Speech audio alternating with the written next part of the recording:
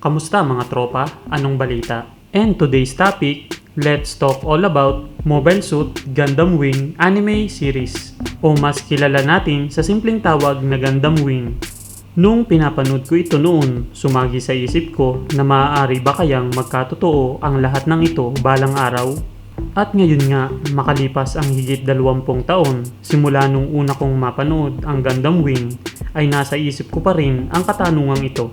Well, kung tatanungin ninyo ako ngayon, ito ang opinion ko. Para sa akin, posibleng mangyari ito in the future. Yun nga lang, sigurado ako na ibang henerasyon na ang makakaabot dito. Kaya ako naman nasabing, posibleng mangyari ito in the future ay dahil na rin sa bilis ng development ng technology at maging ang mga napapanood nating science fiction o sci-fi movies noon ay nagkakatotoo na ngayon. Muli, ito ay sarili ko lang opinion. Malay natin, after 200 or 300 years, kung sakaling buhay pa ang platform na ito at may nakakapanood dito, then nagkatotoo ang sinabi ko. Well, tiyak na masasabi mo ang salitang Ang galing! Ang galing!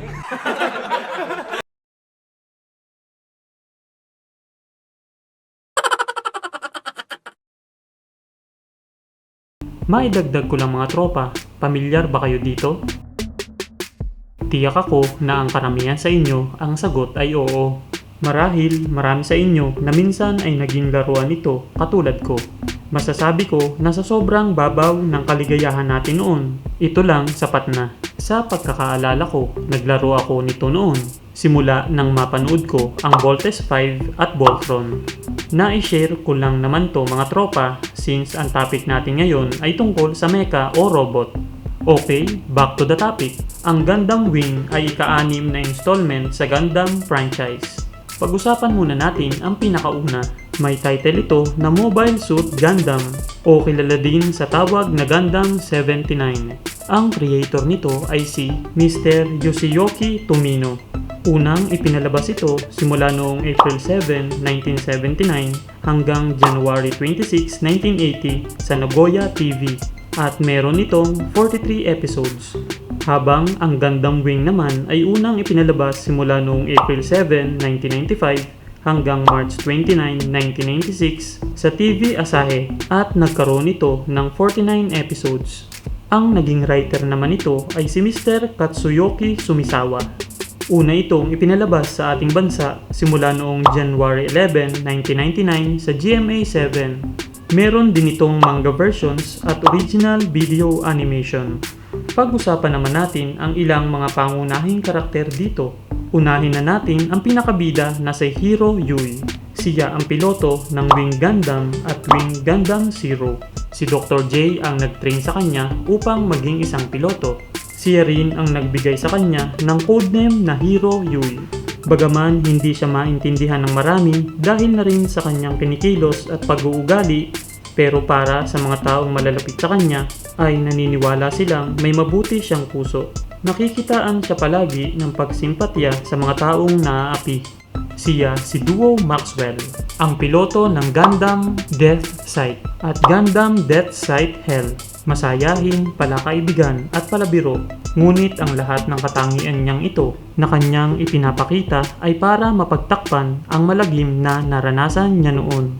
Sa manga miniseries na may titulong Mobile Suit Gundam Wing Episode 0 ay ikwinento ang nangyari sa kanya noon. Meron siyang kaibigan na ang pangalan ay Solo. Naging parte sila ng isang gang noon at sinabi niya kay Maxwell na magkakasama sila palagi, ngunit kalaunan ay nasawi siya dahil sa isang sakit. Ang last name na Maxwell ay nakuha niya mula sa Maxwell Church. Ito ay tirahan ng mga naulilang bata na pinapatakbo ni na Father Maxwell at Sister Helen, isang pari at madre.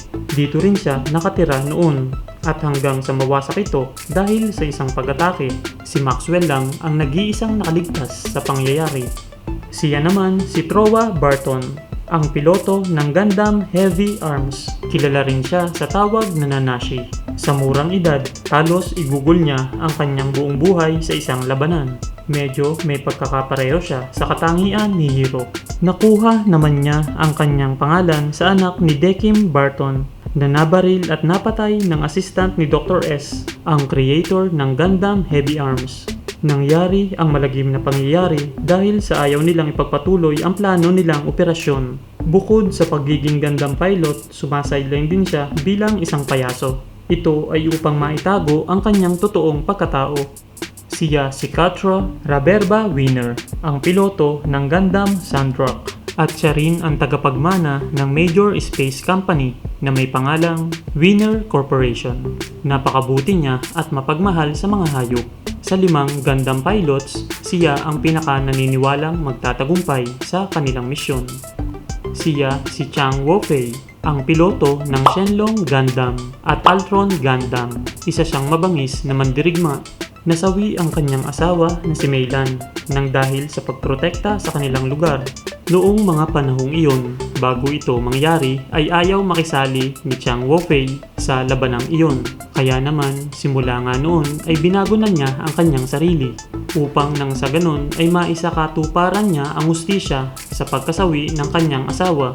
Siya si Relena Darlian o kilala rin bilang Relena Peacecraft. Siya ang pinakabidang babae sa kwento. Siya ang tagapagmana sa trono ng Sang Kingdom. Nakilala niya si Hiro by chance at simula nga nun ay madalas na silang nagkakasama sa laban sa pagitan ng mga kolonya sa kalawakan at iba't ibang grupo na nasa mundo. Bagaman nung una ay pinagbantaan ni Hiro si Relena na papatayin dahil sa nalaman nito ang kanilang secret mission, patuloy pa rin siyang naging close sa kanya, naging kaibigan at kakampi. Siya si Dr. J, ang lumikha kay Wing Gundam at mentor ni Hiro. Siya rin nga pala ang nagbigay ng codename ni Hiro. Siya si Salipo, isa sa mga kakampi ng Gundam pilots. Sobra din ang pagka-loyal niya sa mga ito. Mataas ang respeto niya sa bawat isa, lalong-lalo na kay Hiro. Naniniwala kasi siya na kaya niyang gawin na posible ang imposible. Siya si Lady On, isa sa mga kontrabida. Love interest niya si Trece Kush Renada. Siya ang nagsisilbing personal assistant niya. Sa sobrang loyal niya dito, willing siyang samahan ito hanggang sa huli para maisakatuparan ang kanyang plano. Siya si Dermail Catalonia, ang pinaka-head ng Romfeller Foundation. Isa siya sa mga kontrabida sa serye. Ang Romfeller Foundation ay isang sikretong organisasyon na nagmamanipula sa mga importanteng usapin sa buong mundo. May maitim kasi silang balak kaya ginagawa nila ito. Sinusuportahan sila ng Organization of the Zodiac, isa itong military organization. Siya naman si Trece Kush Renada, isa sa pinakakontrabida sa serye. Siya ang Chief Commander ng Organization of the Zodiac at Chief Representative ng Romfeller Foundation. Eksperto siya sa pagpaplano ng estratehiya at taktika pagdating sa usapin ng digmaan. Siya rin ang nag-design kay Gundam Epion at Tolges 3. Pagdating naman sa kanyang katangian ay napakahirap niyang intindihin. Pero isa ang sigurado sa kanya, ang pagiging isang malupit na pinuno. At siya si Sex Merkis, ang pangalawang pinakakontrabida. Taglay niya ang pambihirang galing sa pakikipaglaban. Malapit na kaibigan din siya ni Trece. Siya ang madalas na maatasan ni Trece bilang isang commander para sa mga importanteng misyon. Pag-usapan naman natin ang pinaka-plot nito. Sa panahong ito ay nasakop na rin ng sangkatauhan ang kalawakan na hindi nalalayo sa ating mundo at buwan. Dito ay bumuo ang bawat grupo ng kanya-kanyang kolonya o colony at ang nasa ating mundo naman ay nagsama-sama ang lahat ng bansa at bumuo ng isang alyansa at tinawag nila itong United Earth Sphere Alliance. Ang alyansang ito ay kontra sa mga kolonyang nasa kalawakan. Kaya naman ginigipit nila ang mga ito gamit ang kanilang military forces. Ang mga kolonyang ito naman ay gusto lang ng katahimikan at maging malaya. Kaya naman bumuo rin sila ng pagkilos sa pangunguna ni Hiro Yui. Maidagdag ko lang mga tropa, hindi siya ang Hiro Yui na pinakabida sa serye. Dito niya lang nakuha ang kanyang codename. At ang totoong pangalan niya ay Oden Low Jr. Okay, balik tayo sa topic. Sa taong AC-175 o After Colony 175 ay napatay si Hiro ng isang assassin. At dahil sa pangyayaring ito ay muling humanap ng paraan ang mga kolonya upang maisakatuparan ang gusto nilang kapayapaan. Ang istorya ng Gundam Wing ay nagsimula noong taong AC-195. Nag-umpisa ito sa Operation Meteor. Ito ang plano ng mga scientists upang makapaggiganti sa mga kalaban. Dahil nga ito sa pagkakapatay sa kanilang leader na si Hiro. Ang 5 scientists ay pumili ng 5 binatilyo para sa misyong ito. Sumailalim ang bawat isa sa training sa gabay ng bawat scientist. At pagkatapos nito ay ipinadala sila sa mundo kasama ang kanilang mobile suit Gundams. Ang salitang Gundam ay kinuha nila sa salitang Gundanium alloy. Ito ay isang bihira at napakatibay na material na kung saan nga ay gamit ang material na ito sa pagkakabuo ng mga Gundams. Ang bawat Gundam na nagmula sa iba't ibang kolonya na ipinadala nga sa mundo kasama ang 5 piloto nito ay nung una ay hindi pa nila kilala ang isa't isa. Ang pinaka-focus ng serye ay tungkol sa 5 Gundam pilots na sina Hiro Yui, Duo Maxwell, Trowa Barton, Patra Raberba Winner at Chang Wufei.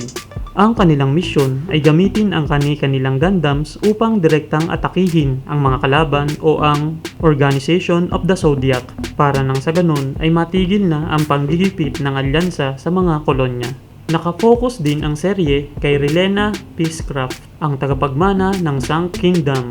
Noong una ay isa lamang siyang ordinaryong babae hanggang sa ma-involve na rin siya sa laban sa pagitan ng mga Gundams at Organization of the Zodiac. Kalaunan ay naging kakampi na siya ng mga Gundams, partikular sa piloto na si Hiro. At syempre, bago tayo magtapos, bigyan ko muna kayo ng ilang facts at trivia tungkol dito.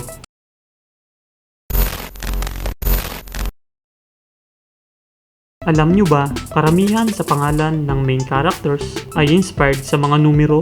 Nagmula halos ang mga ito sa French numbers.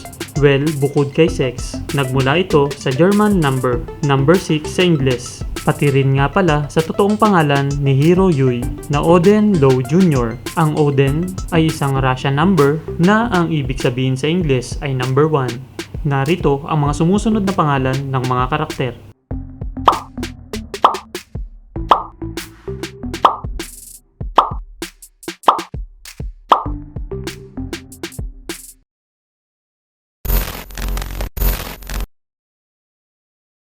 Alam nyo ba na ang paglikha ng karakter na si Relena Peacecraft ay ang naging inspirasyon ay si Audrey Hepburn? Isa siyang British actress at isa ring philanthropist. Kilala siya bilang isang film and fashion icon. Ayon sa American Film Institute, siya ang 3rd greatest female screen legend in Golden Age Hollywood at nakasama sa International Best Dressed List Hall of Fame.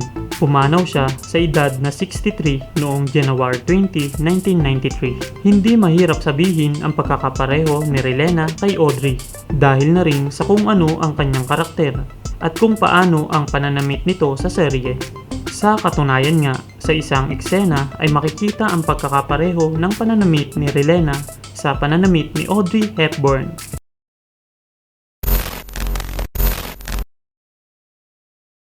Alam nyo ba na ang Gundam Wing ay ang pinakaunang Gundam franchise na inirelease sa United States? At alam nyo rin ba na mas sumikat o naging popular ang Gundam Wing sa bansang ito kumpara sa bansang Japan kung saan ito nagmula? Sa katunayan nga, simula nang unang i-air ito sa US, sa Cartoon Network, kaagad naubos ang supply ng mga Gundam Wing model kits na produce ng isang toy company at ito nga ay ang Bandai.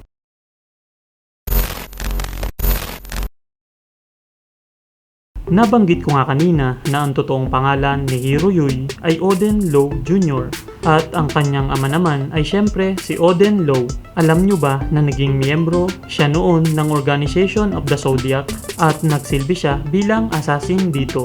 Siya rin ang responsable sa pagkamatay ng totoong Hiro Yui. At nang dahil sa pangyayaring ito ay iniwan niya ang kanyang partner na si Aoi Clark, ang ina ni Hiro. Maidagdag ko lang, naging kasapi rin nga pala siya ng Organization of the Zodiac.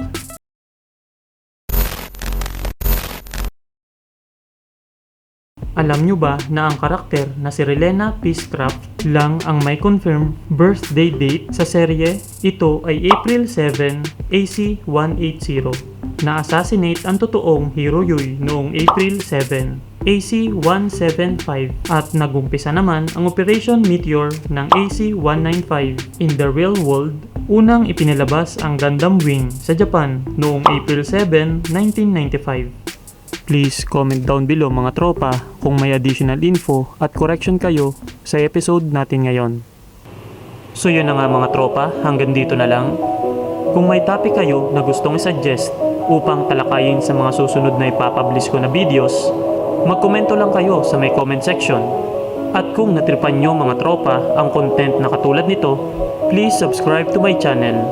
Pwede rin kayong mag-like at mag-dislike. See you next time. This is Matsuki Mats, signing out.